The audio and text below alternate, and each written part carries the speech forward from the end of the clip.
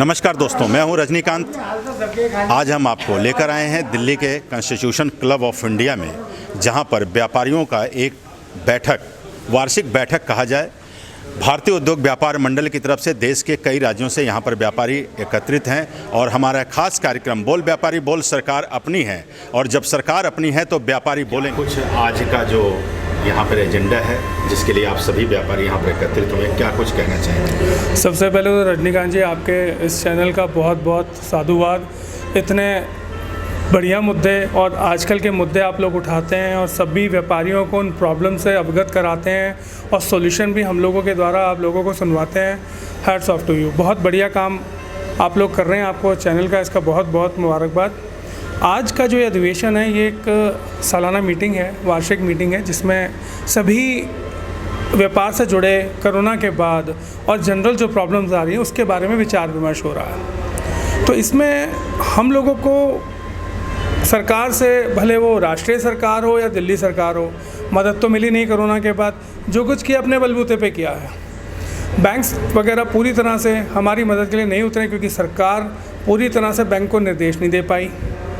हम लोगों का जो कार्य का नुकसान हुआ, आज देखिए किसी को नौकरी, किसी की सरकारी थी, प्राइवेट लोगों ने भी जब जो छुट्टी नहीं है उसके पैसे दिए हैं, वर्क एट होम हुआ है। हमारा तो वर्क एट होम ज़ीरो था, बल्कि जो हमारी लेबर थी उनका पोषण हमने किया, सरकार ने हमें कोई अलाउंस नहीं दिया। तो सरकार हमारी कोई मदद नहीं कर पा रही है और हम लोग अपने बलबूते पे काम कर रहे हैं। आज यही विचार विमर्श हो रहा है कि सरकार को किस तरह से प्रेशराइज किया जाए, क्योंकि व्यापारी की आप देखिए कहीं भी कोई भी इम्पोर्टेंस नहीं है। सबसे ज़्यादा टैक्स व्यापारी देता है और सबसे ज़्यादा मार भी व्यापारी खा रहा है, और हम लोगों को प्रताड़ित किया जा रहा है। जो हमारा इतना नुकसान हुआ है, जब आप लोगों ने इतना कुछ आम जनता के लिए, तो व्यापारी के लिए क्यों नहीं, बल्कि टैक्स हमारे बढ़े हुए हैं। सरकार हमारी कोई मदद नहीं करी है। ऑटो पार्ट से रिलेटेड बात करें, डीजल की गाड़ी जो 10 साल में रद्द कर दी जाती है, उसका रजिस्ट्रेशन ख़त्म कर दिया जाता है। दिल्ली एनसीआर के बाहर जो स्टेट्स हैं वहाँ वो 15 साल के लिए अलाउड है और हमारे दिल्ली में 10 साल के लिए अलाउड है। तो हमारे जो स्पेयर पार्ट्स का काम है वो बिल्कुल ख़त्म होता जा रहा है। जब गाड़ी का इंजन भी उपलब्ध है, नया गाड़ी के इंजन से अगर पॉल्यूशन होता है तो सभी चीज़ें उपलब्ध हैं, जो कि एक दिन की ओवरऑलिंग में और बहुत न्यूनतम खर्चे में सारा काम हो जाता है और गाड़ी पॉल्यूशन बिल्कुल नॉर्मल आ जाती है।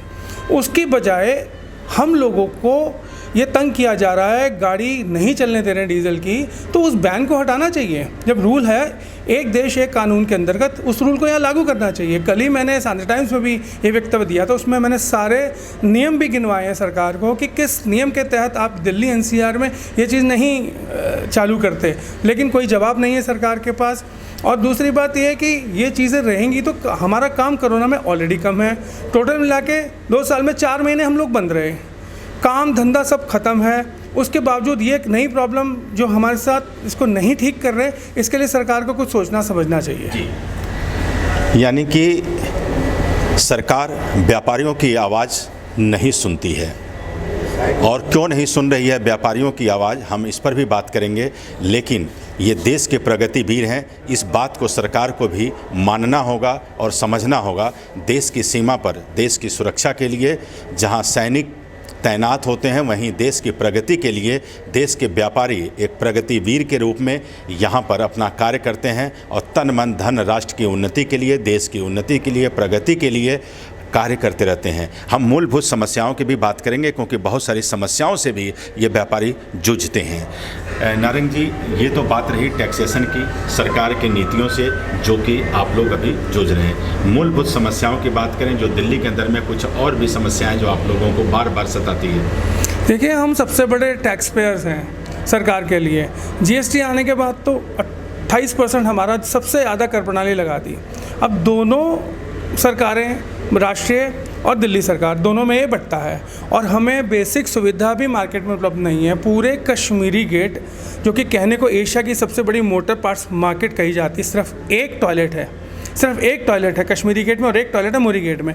कम से कम 10 टॉयलेट होनी चाहिए। और अब तो लेडीज़ आती हैं मार्केट में, कम से कम 3-4% जो कार्य करने वाले और व्यापारी लेडीज़ भी हैं, उनके लिए कोई ये फैसिलिटीज़ ढंग से उपलब्ध नहीं है। तो सरकार हमें फैसिलिटीज़ दे नहीं रही, टैक्स पूरा ले रही है और फैसिलिटीज़ दे नहीं पा रही है। तो ये समस्याओं का भी समाधान सरकार ने करना, हम कितना कर सकते हैं। जीएसटी जो बढ़ाने की बात हुई थी कि जीएसटी भी बढ़ेगा, कुछ ऑटो पार्ट्स के ऊपर में, कुछ और भी है, और भी ट्रेड के ऊपर में जीएसटी बढ़ाने की बात की रही, तो उससे क्या व्यापार पे फ़र्क पड़ेगा? नहीं, जीएसटी तो ऑलरेडी हम बढ़े हुए दर पे है ना, 28% तो मैक्सिमम दर है लग्जरी दर में, जबकि हमारी गाड़ियाँ जो है वो नेसेसिटी की आइटम है। आज गाड़ी, और स्पेशली कोरोना काल में तो सबसे ज़रूरी गाड़ी होगी, गाड़ी सबसे सेफ़ है। लोगों ने अभी भी मेट्रो में पूरी तरह से सफ़र करना शुरू नहीं किया है, गाड़ी नेसेसिटी बन चुकी है। तो इसमें तो बल्कि 18% या 12% की कर प्रणाली पर लाना चाहिए, बल्कि सरकार 28% को नीचे करने का सोच ही नहीं रही है। कितनी जीएसटी की मीटिंग हुई, हमें हर बार मीटिंग से उम्मीद रहती है, लेकिन कभी भी हमारा कर इन्होंने कम नहीं किया, जो कि सरासर गलत है। कर हमारा जीएसटी जो कम होना चाहिए। आज की बैठक में क्या निर्णय निकलेगा? क्या पूरे राज्य के, पूरे देश के व्यापारी एकजुट होकर के इन सभी मुद्दों पर आवाज़ उठाएंगे? बिल्कुल, आवाज़ उठाने की मुहिम तो कई सालों से भारतीय उद्योग व्यापार मंडल और हम अपमा से कर रहे हैं, लेकिन अभी तक सरकार के कान पे जूं नहीं रेंग रही है। लेकिन हम भी हिम्मत हारने वालों में से नहीं हैं, सरकार पे आवाज़ उठाएंगे और कोशिश करेंगे हमारी कर जो है वो कम हो और बेसिक फैसिलिटीज़ हमको सरकार उपलब्ध कराए। जी, तो हम निरंतर प्रयास करते रहेंगे और संघर्ष जारी रहेगा।